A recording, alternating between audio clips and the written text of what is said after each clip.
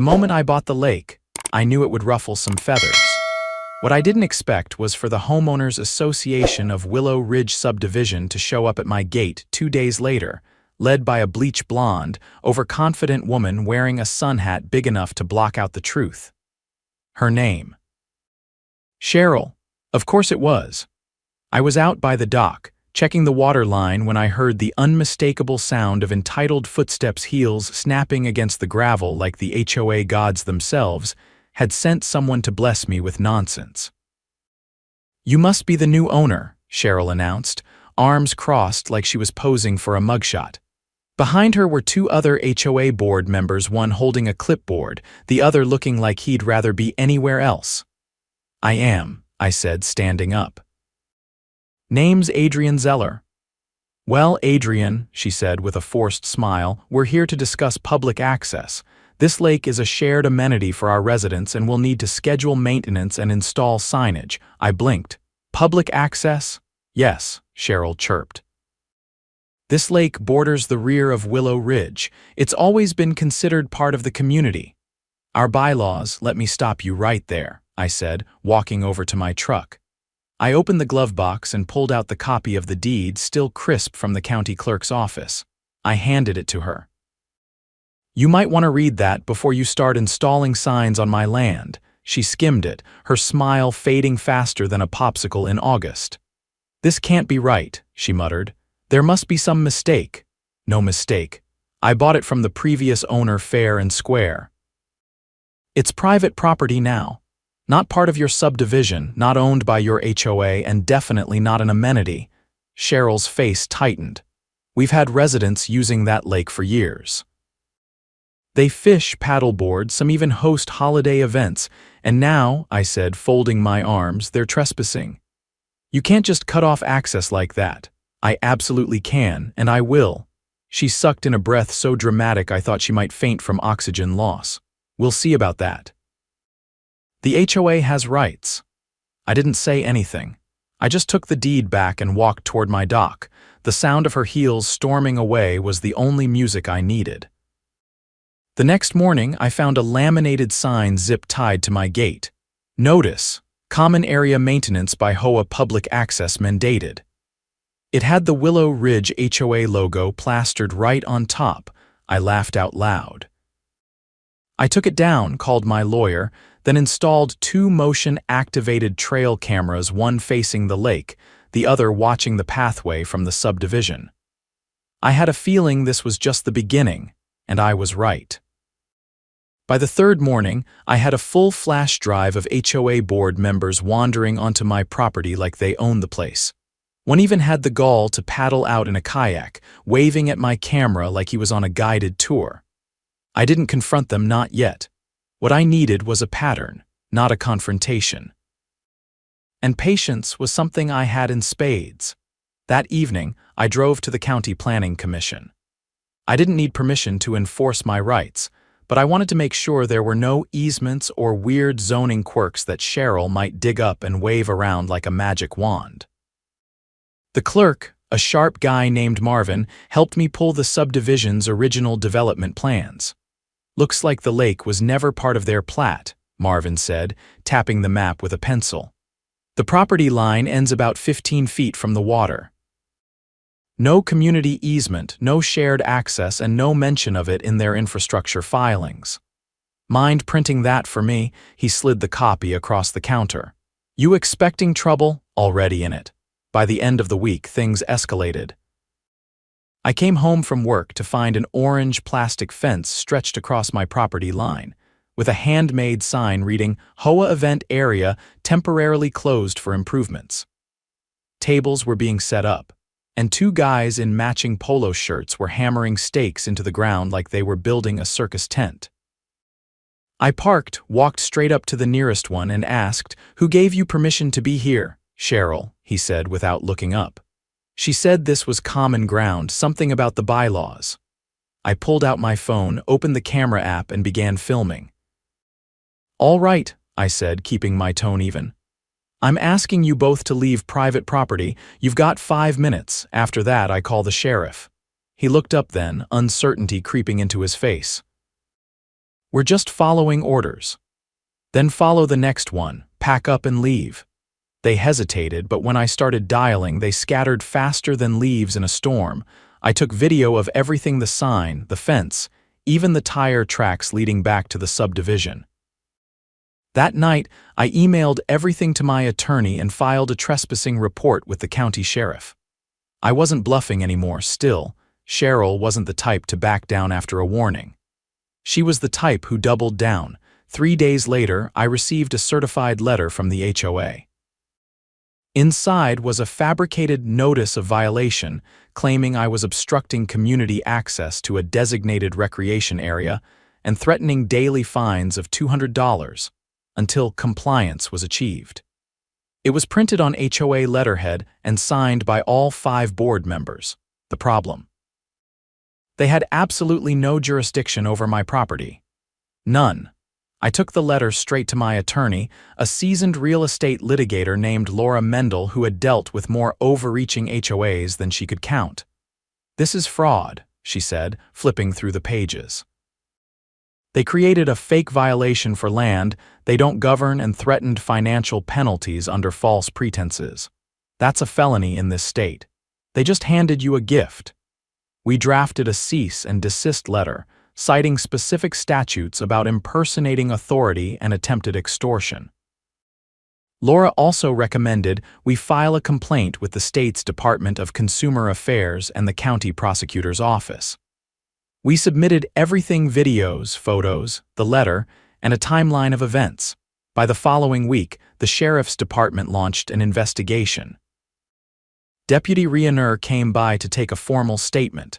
He'd already spoken with Cheryl, who apparently claimed it was all a misunderstanding. "You'd be surprised how often these things happen," he said, voice low as he wrote in his notepad. "HOAs get used to pushing people around. Then they meet someone who knows the law. Do they usually commit mail fraud in the process?" He chuckled. "That part's new." The very next weekend, I hosted a barbecue, not to celebrate yet, but to meet the people whose HOA had been scheming behind their backs. I sent open invitations to every house that bordered the lake, clearly stating that it was on my property and that I was extending temporary courtesy access for the event. Nothing fancy. Just burgers, music, and a chance to tell my side of the story. About 30 people showed up. And within an hour, I realized most of them had no idea what the HOA had been doing in their name. "We were told the lake was always part of the subdivision," said a man named Don, a retired firefighter who lived 2 doors down from the fence line. "They told us it was common land when we bought the house." "It never was," I said. "I've got the county maps to prove it, and I've already filed a complaint with the state. You all might want to think about what else they've been lying about." That got their attention. One woman, a nurse named Felicia, looked toward the water and said, "They tried to fine me last year for having unauthorized guests fishing. Those guests were my nephews. I thought they were bluffing but paid it anyway." "Ask for your money back," I said. "And ask for proof of the rule they cited." By sunset, several residents were openly discussing a recall vote. I offered them copies of the maps and directed them to the county records office. I didn't push anything, just gave them facts. The rest took care of itself. The next morning, Cheryl showed up again. This time, she parked on the street and marched up with a face full of forced civility. "We need to have a conversation," she said. I motioned toward the camera mounted on the edge of my porch. Already recording, her posture stiffened. "There's been a misunderstanding. The board didn't mean to imply ownership. We were just concerned about access." "Is that why you sent a fake violation notice with daily fines?" She looked away briefly. "The language may have been overzealous. Try fraudulent. I'm trying to resolve this amicably. You had your chance. Now it's between you and the county." She exhaled through her nose. "You're making this more difficult than it needs to be. You've got that backwards." She left without another word. That afternoon, Deputy Rionner called with an update. The district attorney's office was reviewing the case. While criminal charges were still under consideration, a civil suit was now officially in motion. Laura filed the paperwork for defamation, trespass, and attempted extortion. The HOA would be served within the week. The fallout hit faster than I expected. 3 board members resigned within days of being served. Cheryl tried to rally support but found herself isolated. Turns out, the residents didn't appreciate being dragged into a legal mess over something they never authorized.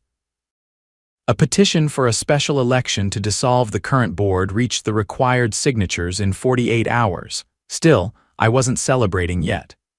Cheryl wasn't the type to walk away clean. And something told me she had one more card to play. I just hoped it wasn't as stupid as the last one. By the time the process server handed Cheryl the lawsuit in front of her manicured flower beds, word had already swept through Willow Ridge like a summer thunderstorm. Residents weren't just gossiping anymore, they were organizing.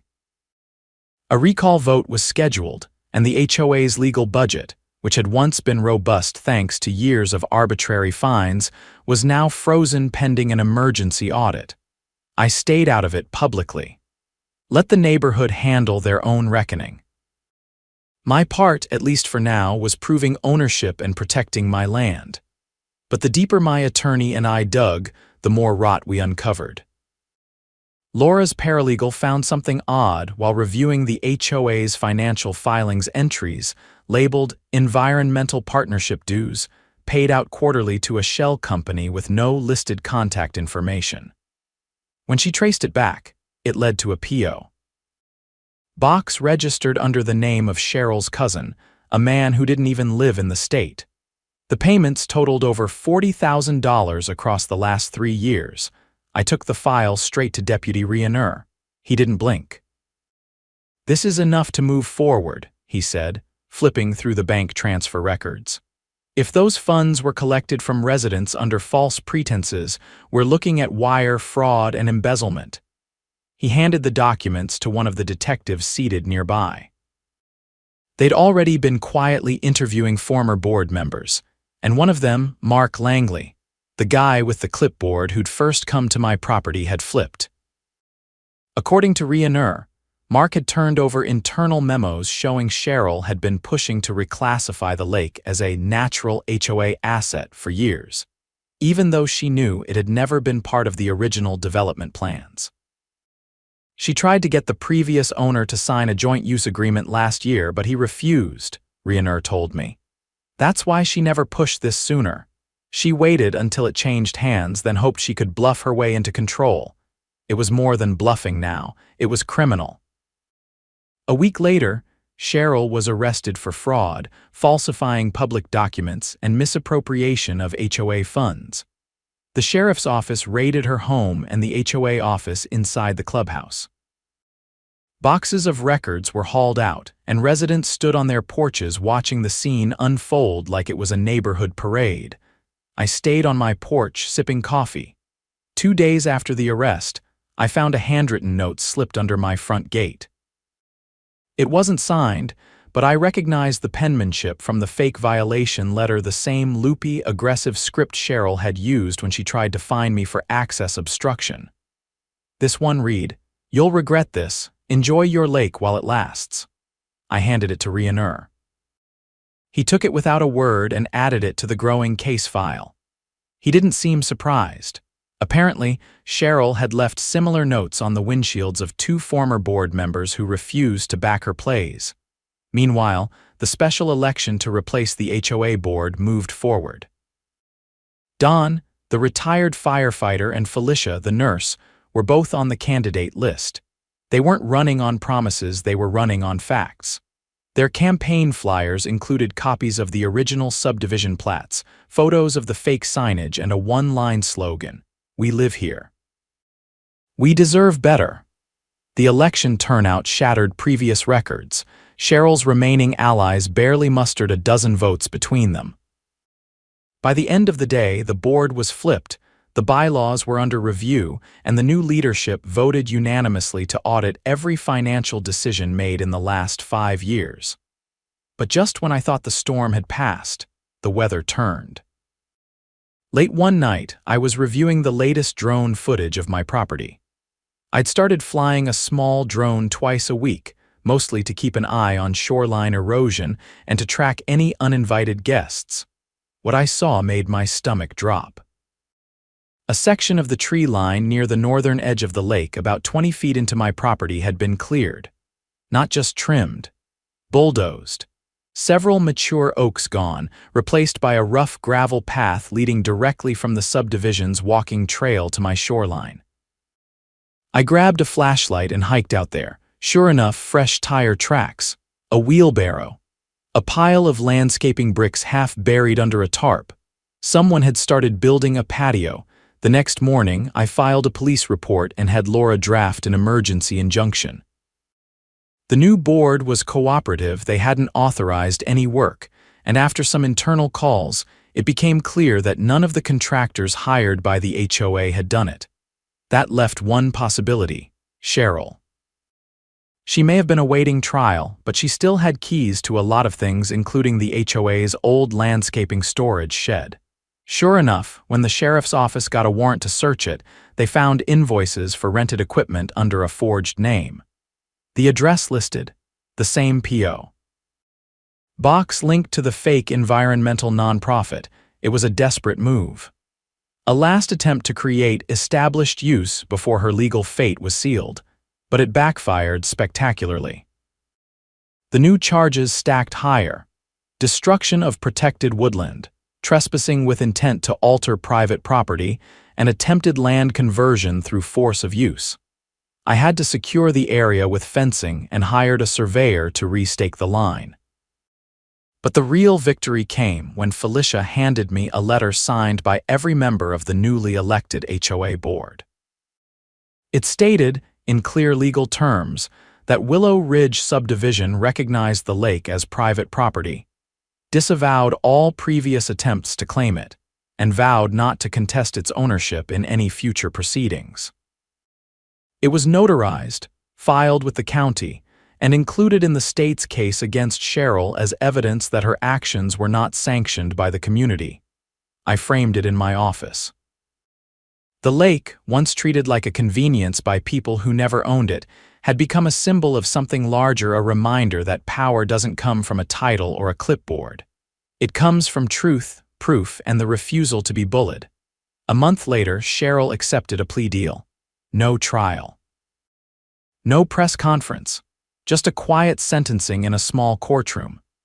She got 5 years probation, restitution payments to the HOA, and a lifetime ban from serving on any board incorporated under state HOA law. The community didn't celebrate. They rebuilt. The walking trail was rerouted, the falsified fines were refunded, and a new transparency portal was launched so every resident could see where their dues were going. Don and Felicia kept their promises not through grand speeches, but by showing up, listening, and doing the work. As for me, I built a small boathouse on the north end of the lake. Nothing fancy. Just enough space for a canoe and a quiet chair by the window. A place to sit with a cup of black coffee and watch the water move the way it always had, unbothered, unclaimed, and absolutely mine. The lake was quiet again. No uninvited guests, no plastic fences or bogus notices. Just the sound of cicadas humming in the trees and the occasional splash of bass breaking the surface. But even with Cheryl gone and the new board in place, I couldn't shake the feeling that something unfinished still lingered beneath it all. I wasn't wrong. 2 months after the new board took over, Felicia called me one evening. She'd been going through archived HOA records, documents the old board had stuffed in a locked cabinet that no one had touched for years. There was a file labeled Auxiliary Projects, and inside it were receipts, contractor logs, and inspection summaries that didn't match any known community upgrades. One item caught her attention: a payment for soil remediation along the northern tree line on my land, dated a full year before I bought the property. It had been signed off using my lake's parcel number. I met her at the new board's office the next day. It was a modest space now, no more luxury coffee machines or leased subs. Just folding chairs, paperwork, and people trying to clean up years of deception. Felicia handed me the file. They used your parcel number to apply for state conservation funds, she said. This was before you bought the property, but they didn't own the land then either. The original owner never signed anything. The grant application had been submitted under the name of the Willow Ridge Environmental Committee, a subentity that didn't legally exist.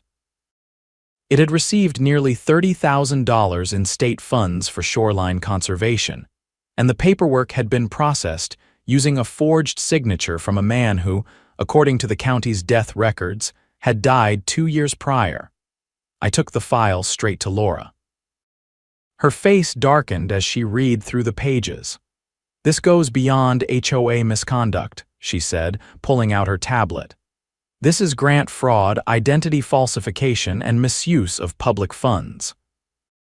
And if they used a dead man's signature, we're looking at felony charges that could go federal.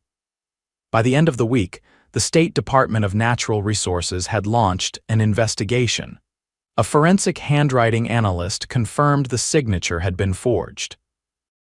The original application had been submitted electronically, but the uploaded document bore a falsified notary stamp from an office that had closed 6 years earlier. The state issued subpoenas for all HOA financials dating back 7 years. The new board cooperated fully. They even hired an independent auditor to help untangle what Cheryl and her allies had buried. The deeper they looked, the worse it got. Turns out the environmental partnership dues weren't just going to a shell company. They were being funneled through a chain of fake trusts, then withdrawn in cash by someone using a prepaid cell phone and a driver's license under the name J. Winters, a name that didn't appear on any property records or board rosters, but showed up on half a dozen receipts tied to equipment rentals and supply vendors. The sheriff's office looped in the state attorney general. The AG's office sent a special investigator, a sharp-eyed woman named Dana, who used to handle organized fraud cases. She spent 3 hours at my boathouse going over the documents I'd collected from the initial trespassing incident all the way through the fake construction site. They built a paper HOA within a real one, she said, flipping through a binder of forged invoices. They used the real board as a cover while a few of them siphoned money in the background. And when they needed more, they tried to expand their assets your lake so they could justify bigger budgets and access new grants. She paused when she reached the photos of the bulldozed trees. This was them trying to create a footprint, she said. If they could get enough infrastructure in place, paths, benches, signs, they'd argue it had been community-maintained land all along. It wouldn't have stood in court, but they were counting on you folding before it reached that point. I didn't say anything. I just nodded and handed her the drone footage of the path being built. A month later, the grand jury handed down indictments. Cheryl was hit with additional charges, 3 felonies, including wire fraud and falsifying state records. 2 former board members were arrested for conspiracy and embezzlement. The cousin who ran the shell company was picked up in New Mexico and extradited. He confessed within 48 hours, trading testimony for reduced charges. The state froze all remaining HOA funds pending restitution. Residents were given a choice: dissolve the HOA entirely or rebuild it from scratch under court-appointed oversight. They voted overwhelmingly to dissolve. The clubhouse was sold off. The common areas were deeded back to the city under a maintenance sharing program. And for the first time in decades, Willow Ridge was just a neighborhood again. No boards, no fines, no manufactured authority. I thought that would be the end of it. But then I got a letter from the state AG's office, an official notification that I was entitled to victim compensation from the conviction. I declined the money. What I wanted was something else, a public acknowledgement. So the AG's office held a press conference. It wasn't flashy. Just a podium on the courthouse steps, with Dana reading a statement about the investigation's conclusion. This case is a reminder, she said, that fraudulent governance, no matter how small scale or hidden behind community rules, is still fraud. it's still theft. And it's still subject to the full weight of the law. She handed me a framed certificate, a formal recognition of my cooperation and documentation that helped dismantle the fraud ring. I didn't care about the frame, but the words mattered. Back at the lake, I built a small dock extension. Not for fishing or launching boats, just a bench at the end, facing the water. I added a plaque to the post beside it. Nothing grand, just a quote etched into steel: "Property isn't power. Truth is." The neighborhood changed after that. People waved more, talked more. A few even asked if they could fish along the bank again.